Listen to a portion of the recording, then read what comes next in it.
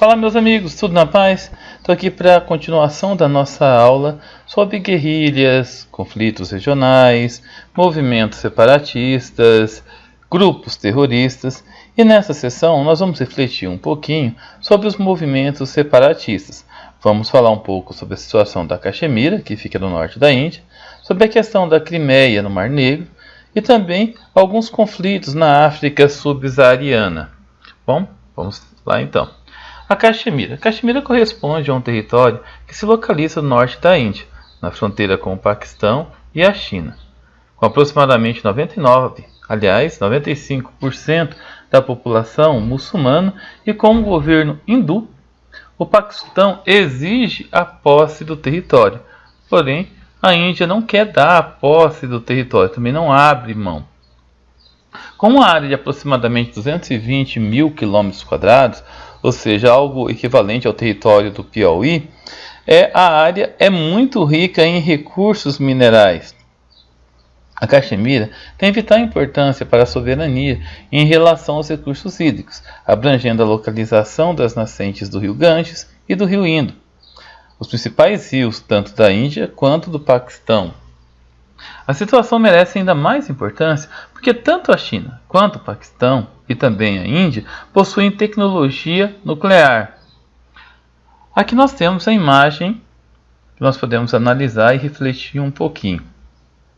Até pouco tempo, Paquistão e Bangladesh faziam parte da Índia, quando a Índia era domínio da Inglaterra. Com uma população de 80% de hindus, de gente que pratica o hinduísmo, e 20% de muçulmanos, começou uma transição para que essa população fosse ou para o Paquistão, ou na época se chamava Paquistão do Sul, hoje Bangladesh. O problema é que a Índia conseguiu a sua independência em 1947, antes de ter concluído toda essa transição. Outra coisa bastante importante que é bom a gente salientar, que toda essa região ficou com a grande maioria muçulmana. Porém, essa área que não foi concluída a transição, como vocês estão vendo aqui na imagem, ficou sob a administração da Índia e uma pequena parcela dela dentro do governo da China. E, para agravar ainda mais a situação, tanto o Paquistão quanto a Índia, quanto a China, possuem armamentos nucleares, possuem a bomba atômica. Vamos falar agora sobre a Crimeia. A Crimeia é uma região semi-autônoma da Ucrânia, localizada ao sul do país, no Mar Negro, que fica ali, uma pequena península que fica no meio do Mar Negro, entre a Rússia e a Ucrânia. Ela foi doada à Ucrânia em 1957 por Nikita Khrushchev, em caráter amistoso. Na época, tanto a Ucrânia quanto a Rússia faziam parte da União Soviética. A população da região é mais ligada a Moscou do que a Kiev, que é a capital da Ucrânia. O presidente ucraniano Viktor Yanukovych, influenciado pela Rússia, desistiu de um acordo com a União Europeia em 2013, o que gerou protestos da população. Então podemos fazer uma breve análise, A população queria se aproximar da União Europeia, contudo, o presidente da Ucrânia, que era mais próximo da Rússia, ligado ao governo russo, não via esse acordo com bons olhos. Então o presidente ucraniano resolveu desistir desse acordo, o que gerou uma série de conflitos, gerou uma série de brigas, de manifestações, e nisso a Rússia resolveu intervir, iniciando um grande conflito. Então a Rússia resolveu intervir, requisitando o território da Crimeia para o território. Aqui nós temos a península da Crimeia, que fica entre a Rússia e a Ucrânia. Essa península possui uma importância econômica e também estratégica, configurando-se como uma importante via de ligação entre o Mar Negro e o Mar de Azov, servindo também de entreposto comercial para a Europa. Além de ser uma grande produtora de grãos e alimentos industrializados. Eu não coloquei aqui, mas também é uma grande produtora de gás natural. Por outro lado, a Europa e os Estados Unidos objetivam diminuir a influência russa na chamada Zona Leste, ou aquela região oriental, aquela região que era formada pelas ex-repúblicas da antiga União Soviética. Aqui, mais uma vez, né, vocês podem estar vendo a localização da Crimeia no meio do Mar Negro, entre a Rússia e a Ucrânia. Na África subsaariana, tivemos vários conflitos. Tivemos conflitos em Ruanda e Burundi, entre os Tutsis e os Hutus, que gerou aí um grande massacre. Cerca de 800 mil pessoas foram assassinadas em 1994. Também tivemos conflitos na Somália, na Eritreia, na Etiópia. E aqui, pessoal, eu estou na República Centro-Africana, e aqui nós trouxemos dois grupos que estão em atividade até hoje. O Movimento Popular de Libertação da Angola, que é um partido político, e a União Nacional para a Independência Total da Angola. Vamos lembrar que a Angola era um país de grande influência, né, que foi colônia de Portugal e que conseguiu sua independência em 1977.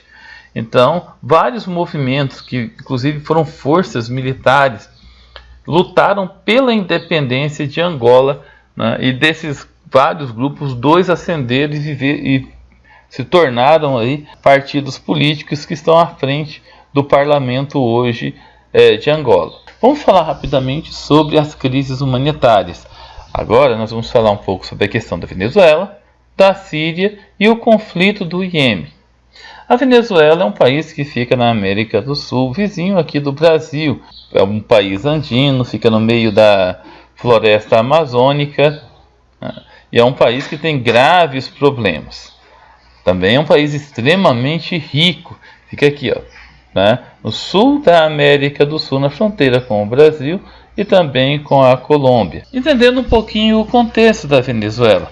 O chavismo bolivariano vigorou de 1998 até 2013. Então, Hugo Chávez, ex-paraquedista do exército venezuelano, liderou aí um grupo político muito forte que fez com que ele tentou vários golpes de Estado, foi preso, depois foi solto, ganhou grande popularidade junto à população e fez com que ele fosse eleito presidente da Venezuela em 1998, onde ele instituiu um socialismo que ficou conhecido como chavismo. Chávez venceu as eleições presidenciais de 98, de 2000, 2006 e 2012. Tinha forte aprovação popular, pois conseguiu implantar várias medidas sociais que diminuíram a pobreza, reduziram a desigualdade social e aumentou vertiginosamente o PIB do país. A Venezuela chegou a ter aí o segundo maior e melhor PIB de toda a América Latina, atrás apenas de Cuba. Então, esses investimentos fez melhorar bastante a renda. Então, ele teve um apoio popular gigantesco. Boa parte da população foi beneficiada. Mas, por outro lado, também, ele aumentou muito a intervenção estatal. E dessa intervenção estatal geraram várias censuras, principalmente na imprensa, vários problemas relacionados à liberdade de expressão, aos direitos humanos. Em maio de 2013, vítima de um câncer, Hugo Chávez morre. E assume ao poder Nicolás Maduro, que até então era o seu vice. Inicia-se então a grave crise na Venezuela a partir de 2013. E essa crise é tanto de ordem econômica quanto de ordem política. Vamos entender um pouquinho o contexto econômico. No início do século XX, a Venezuela descobriu que possuía a maior reserva de petróleo do planeta. Esse commodity passa a ser responsável por mais de 90% de todo o PIB do país. Talvez esse tenha sido o principal erro do Hugo Chávez, pois se apoiou tanto na questão do petróleo que deixou de investir em outras áreas mais básicas, como a agricultura, a industrialização, ou seja, outras formas de emprego. Em 2014, o preço do barril começa a cair, ou seja, começa uma crise internacional. É descoberto o xisto piribituminhoso e os Estados Unidos com grandes reservas, o Brasil, o Canadá. Isso diminui a dependência do petróleo da Venezuela, diminuindo as importações de petróleo. O estupim da crise foi a queda do preço do barril, que em junho de 2014, o preço do barril de petróleo era 111, $1,87. Em janeiro era $48, ou seja, houve uma queda acentuada de mais de 70%. Isso teve resultado direto no PIB do país, que cresceu quase 4% só em 2014. A queda do valor do petróleo impactou diretamente o abastecimento do mercado venezuelano, porque o governo comprava tudo, pessoal. Comprava tudo de básico para a população. De quebra, o presidente norte-americano Donald Trump começou a impor uma série de sanções econômicas à Venezuela, em represália ao autoritarismo de Nicolás Maduro, que levava a Venezuela com mãos de ferro. Essas sanções agravaram a situação econômica e forçaram o país a reduzir a quantidade de petróleo exportado. E além disso, a grande estatal venezuelana, a PDVSA, passou a ter graves problemas de má gestão. A falta de alimentos levou milhares de venezuelanos a passarem fome. Esses dados retirados do site Brasil Escola mostram que a população emagreceu em média 11 quilos. A inflação da Venezuela ultrapassou 1.300.000%. A pobreza extrema saltou de 23% para 61%. Entre 2013 e 2017, o PIB do país caiu 37%. E a estimativa para 2018 é muito pior. Ainda não há dados oficiais de 2018 nem de 2019. O salário mínimo em 2018 chegava ao equivalente a $77. O preço perdeu, a moeda perdeu muito o seu valor. E sem falar no grave problema relacionado com as migrações.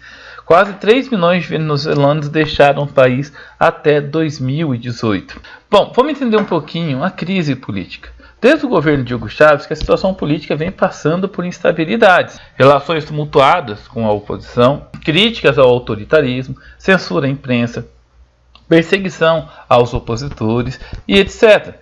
Essas situações se intensificaram muito com o governo de Nicolás Maduro. Muitos opositores foram perseguidos, muitos foram presos e alguns foram até executados pelo próprio governo. Em 2018, foi convocada uma nova eleição. A população, no entanto, não apareceu para a votação. Menos de 50% apareceu para votar. E o pouco que apareceu para votar era bastante simpático a Nicolás Maduro, que foi eleito com 68% dos votos. A comunidade internacional, como os Estados Unidos, o Brasil e vários outros países, tanto da América Latina como do mundo, não reconheceram as eleições como legítima. Recentemente, a crise da Venezuela teve um novo arranque, porque o presidente da Assembleia Nacional, Juan Guaidó, se autodeclarou presidente interino da Venezuela, enquanto que o país estava nessa transição de poder. É claro que Nicolás Maduro não aceitou toda essa situação. Ele se refugiou, ele continuou à frente do governo da Venezuela. E vários presidentes, várias comunidades internacionais reconheceram Juan Guaidó como presidente venezuelano. Os Estados Unidos, o Canadá, a Espanha, a França e até mesmo o presidente do Brasil o reconheceram como o presidente venezuelano. Outros países como a Rússia, China, África do Sul, Cuba declararam seu apoio a Maduro. E o presidente venezuelano sustenta-se no poder única e exclusivamente pelo fato de ainda ter apoio das Forças Armadas venezuelanas. Está bastante complicado. Os países do BRICS, com exceção do Brasil, estão a favor da Venezuela. O problema é que isso envolve uma grave crise, uma grave ameaça de guerra e também uma intervenção americana no país, como aconteceu no Iraque. Haja vista que a região possui grandes reservas de petróleo e isso daí é bastante delicado, pois o petróleo é o grande motivador do capitalismo globalizado. E tem ainda as questões humanitárias, o problema dos migrantes, das pessoas que estão saindo, tanto para o Peru quanto para a Colômbia e também para o Brasil. A Venezuela, por sua vez, nega que precisa dessa ajuda humanitária, alegando que ela é apenas uma justificativa dos Estados Unidos para intervirem diretamente no país. A reação do presidente Maduro foi ordenar o fechamento das fronteiras do país, tanto com a Colômbia quanto do Brasil e também de Aruba, na América Central. ficou bastante tensa, porque os militares venezuelanos têm reprimido a população que se aglomera nas regiões de fronteira, exigindo passagem, tentando se deslocar para outras regiões. E também as ajudas humanitárias vindas da ONU e de outros países é bastante complicado, porque são reprimidas pelas Forças Armadas da Venezuela. Vamos falar sobre a guerra civil na Síria. Teve início em 2011, dentro do contexto da Primavera Árabe, em protestos contra o atual presidente e também ditador Bashar al-Assad. É bom a gente lembrar que a família al-Assad está no poder desde a década de 1950. Os protestos fez com que o governo respondesse com extrema violência contra a população, usando inclusive forças militares que prenderam e mataram vários estudantes e adolescentes que estavam no protesto, na Primavera Árabe. A violência gerada aumentou a pobreza no país. 80% do país está abaixo da linha da pobreza, segundo a ONU, e fomentou movimentos migratórios para outros países. A ONU estima que cerca de 8 milhões de pessoas estão fugindo da Síria ou já saíram da Síria em busca de outros países vizinhos, principalmente da Europa. Turquia, que é bem próximo, em busca de melhores condições de vida e de escapar dessa tirania do governo, que hoje passa por várias situações que não apenas o próprio governo. Dentro do contexto de caos, surge o Estado Islâmico para tentar dominar as várias cidades na região. Sobreviventes dos ataques relatam que duros castigos, como espancamentos, estupros coletivos, execuções públicas e até mesmo mutilações, são infligidos a quem não aceita a dominação do Estado Islâmico. Bom, aqui nós temos um pouco dos grupos que estão envolvidos dentro dessa guerra na Síria. A República Árabe Síria, liderada pelo presidente Bashar al-Assad, e as Forças Armadas sírias tentam manter o presidente no poder e enfrentam 3 inimigos distintos. Tem o suporte do Iraque, do Irã, o Hezbollah, que é um partido político libanês e considerado por alguns países como um grupo terrorista, e a própria Rússia, que é um grande aliado da Síria e do presidente Bashar al-Assad. O Exército Síria Livre, que é considerado aí um grupo de rebelde, formado por vários grupos que se rebelaram contra o Assad após o conflito de 2011, recebem apoio da Turquia, da Arábia Saudita e do Catar. O Partido da União Democrática, que é formado pelo povo curdo na região, esse grupo armado reivindica a autonomia do povo curdo dentro da Síria. Dessa maneira, os curdos, iraquianos e turcos se envolveram na luta. Tanto o exército Síria Livre quanto os curdos recebem apoio dos Estados Unidos, da União Europeia, da Austrália, do Canadá e assim por diante.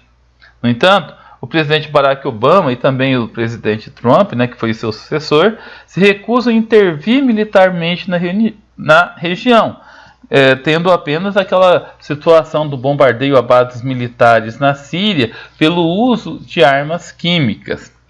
E por fim, o Estado Islâmico, cujo principal objetivo é declarar um califado na região. Apesar de terem capturado cidades importantes, como a cidade de Alepo, foram derrotados pelas potências ocidentais e diminuíram um pouco a sua influência e a sua força na guerra da Síria. Vamos entender um pouquinho a guerra civil no Iêmen. O Iêmen é esse país que fica no sul da região do Oriente Médio e no norte da África. Esse país tem uma importância geopolítica muito grande. Se vocês observarem, essa região do Oriente Médio é responsável por cerca de 70% de toda a produção de petróleo do mundo. Principalmente essa região aqui, que é a região do Golfo Pérsico. Então toda a produção de petróleo da Arábia Saudita, do Irã, do Emirados Árabes Unidos, do Catar, do Iraque, passa pelo Estreito, e tem que necessariamente passar pelo Iêmen, que fica aqui na região próxima ao chifre da África, passando pelo Mar Vermelho, passando pelo Canal de Suez e chegando até as grandes potências europeias. Então, é uma região bastante complicada, é uma região que merece muito a nossa atenção. E aqui, mais de perto, a gente podendo entender, do Golfo de Aden até o Mar Vermelho tem que passar por esse estreito, que é onde fica o Iêmen. Após a Primavera Árabe, Ali Abdullah Salem, o camarada aí da foto, que depois foi morto, né? Ele foi presidente do Iêmen por 33 anos. E durante o protesto da Primavera Árabe, ele foi deposto. Então, só para a gente entender, o Iêmen é um dos países mais pobres do mundo. Não apenas do mundo árabe, tá, gente? Dentre os 4 países mais pobres do mundo, tendo um dos piores IDHs do mundo.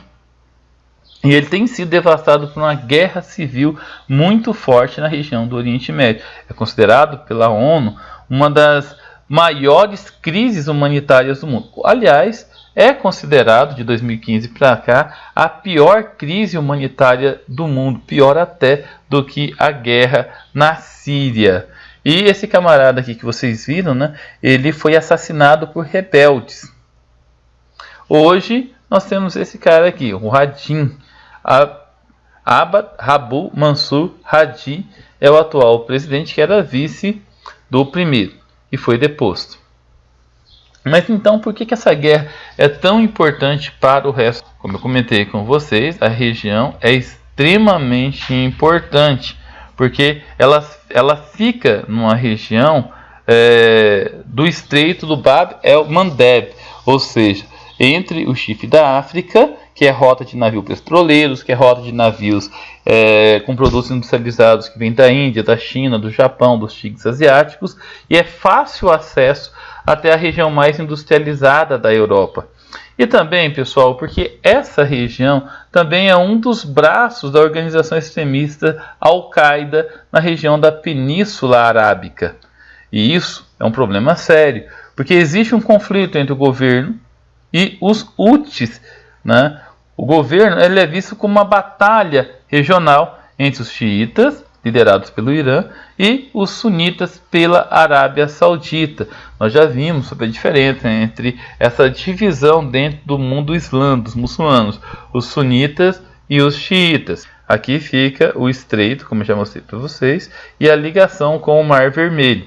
Para a população é muito grave, porque o governo ele vem violando incessantemente os direitos humanitários internacionais e está coibindo a chegada de ajuda humanitária, principalmente da ONU, e vem destruindo todas as tentativas de ajuda, como, por exemplo, a chegada de comida, de medicamento, de combustíveis.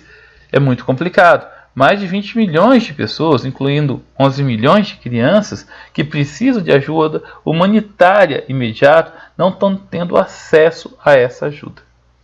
Há mais de 7 milhões de pessoas dependendo da ajuda para comer e 400 mil crianças sofrendo de desnutrição. Ao menos 14,8 milhões estão sem cuidados básicos de saúde. E para vocês terem uma ideia, a cólera, que é uma doença assim, que só acontece por falta de hábitos de higiene, o acesso à água potável, está sendo muito grande na região, resultando em mais de 913 mil casos suspeitos e mais de 2.100 mortes desde abril deste ano.